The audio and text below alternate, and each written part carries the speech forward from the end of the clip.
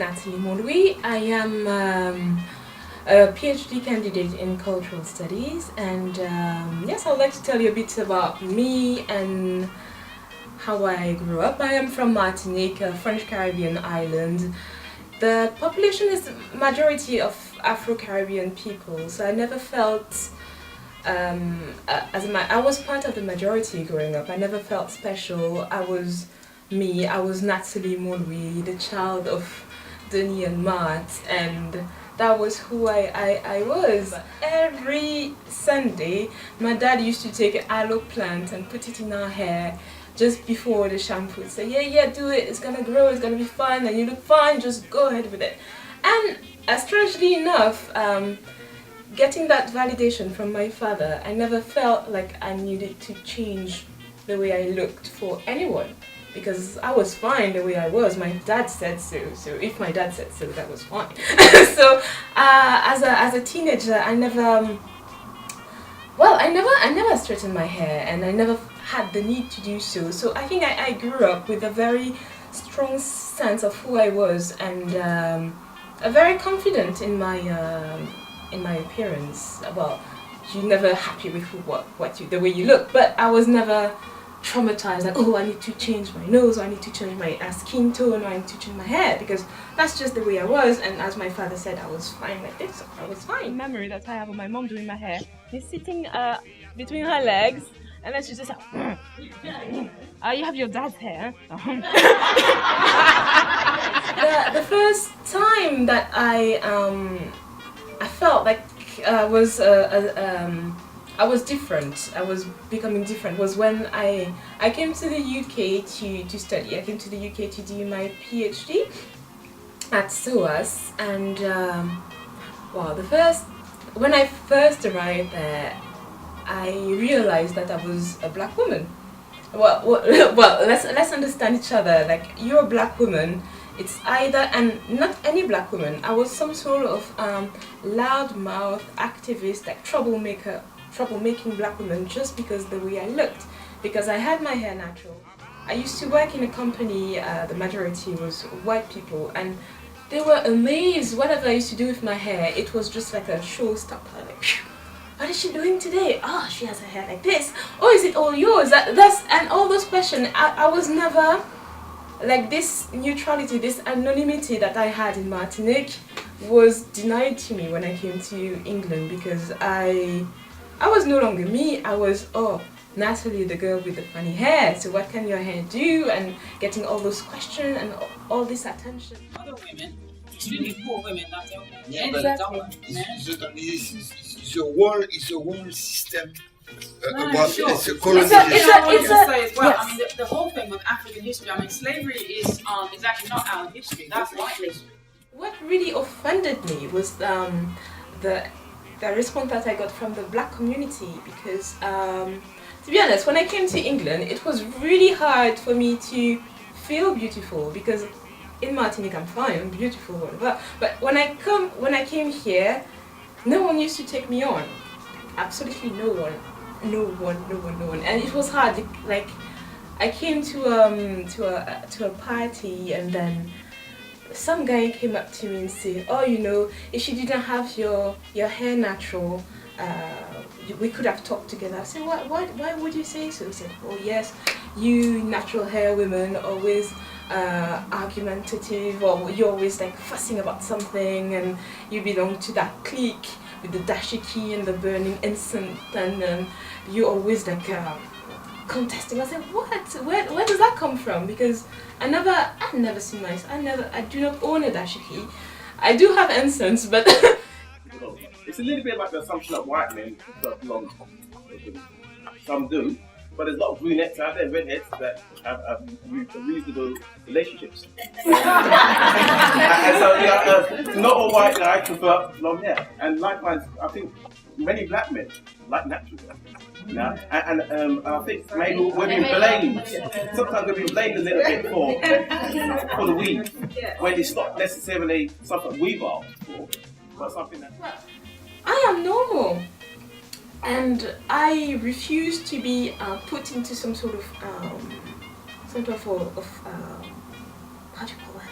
a folder or a file. I don't want to be classified as anything, because I am Nathalie Montlouis. I'm still the child of my parents. I'm still very proud of who I am and where I'm from, and I'm very confident with the way I look and what I am. My parents are from Sierra Leone, and when my mum used to do my hair, and tell mum my hair's hurting, they have a saying, and it goes, Yanga, napping. And that means to be beautiful, you have to go through some sort of pain. Exactly. So from a very young age, we were taught that, well, if if it hurts, it's okay, as long as you're going to be beautiful at the end of it, or as long as you think you're going to be beautiful at the end of it. And it does go back to what you were saying about time as well, because I know parents who have 5 girls, have to work 2 jobs, 5 black children doing their hair. It's a lot, and they would start relaxing their hair from a young age, because you don't have time for that. You're living in a society where you've got to work, you've got to provide, and things are tough. So going back on what you said, there is time, and we also don't have that sort of lifestyle where sitting down, we're doing your hair, you have that ritual, that family thing. We don't have that anymore in this country. We're losing that. That we as black women have the right to be normal and be apolitical in the way we look. Like, the way we look shouldn't say that, oh, she's into some sort of movement. Well, no, that's just the way my hair grows out of my head. This is the most natural thing ever. What can we do to bring about the fact that we are normal women? We're not black women, we are women. And as such, we deserve to be respected, loved, and treated like normal human beings. Like, I do not want you to come and touch my hair, and I do not want you to come and say, oh, you're some sort of activist. So what do? So I've looked at so I've started to organize thanks to the Images of Black Women Film Festival, as well as the Black History Walks. Those people have given me a platform to voice my opinions. So what I've done, I've looked at different ways that women could experience, be agents of their own lives and their own appearance. Because what I've done, I've created a lot of small talks about different small topics, but they all come under the same thing. It's about symbolic violence done to the image of black women. So the symbolic violence, so I'll start the little academic thing right now.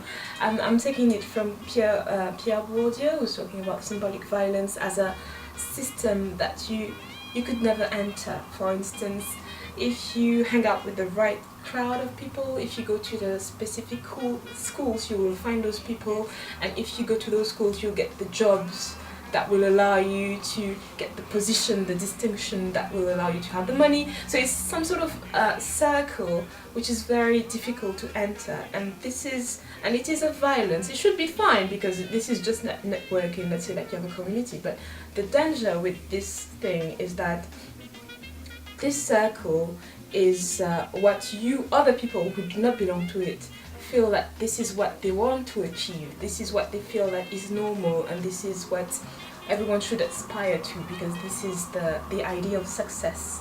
And in order for you to be successful, you have to look like them, and then the fact that you look like them but you can never be them, this is how it becomes a violence done to you, because I can never be a white woman. I would not be able to change, to fit. So you do have a lot of people like bleaching their skins, altering the way they look, trying to fit in some sort of jeans, and because you want to look like, let's say those 4 women in Sex and the City, for instance, like you have that big shoulder. Ooh, this is the height of fashion style, and you want to look like it, but you have a big bum.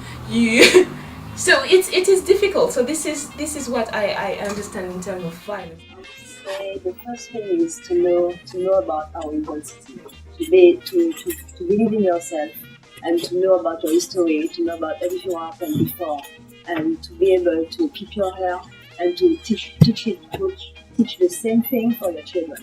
I saw so many children with the straight hair. They're only 4 years, 2 years. The parents already do the straight hair. So it's good to know about your identity first. So thank you very much, and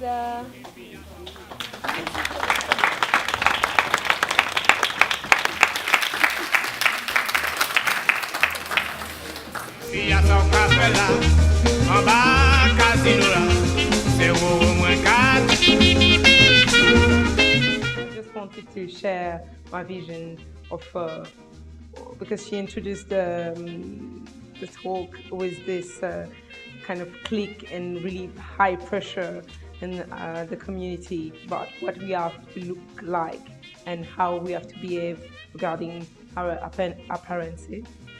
So yeah, it was to say we have a kind of ceiling that if we want to access a certain level of responsibility or a certain level of hearing, we need to change the way we look and just give up our Negro or African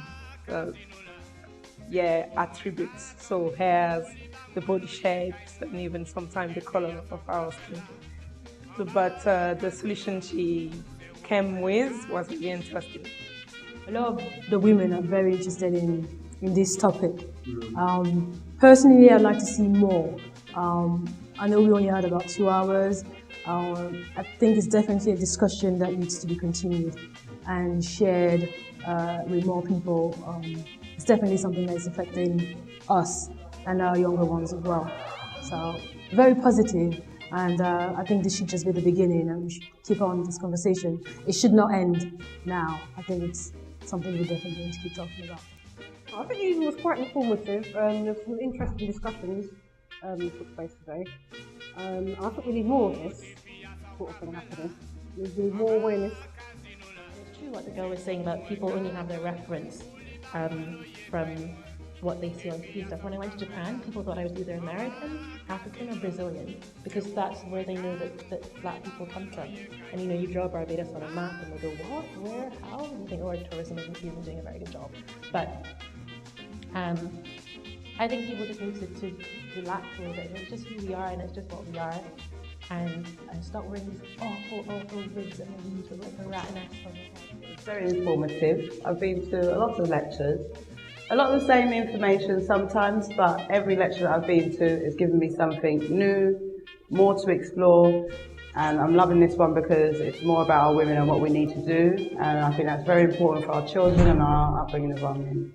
So I look forward to the next one. Thank you. Let's work together as a community together and not against ourselves.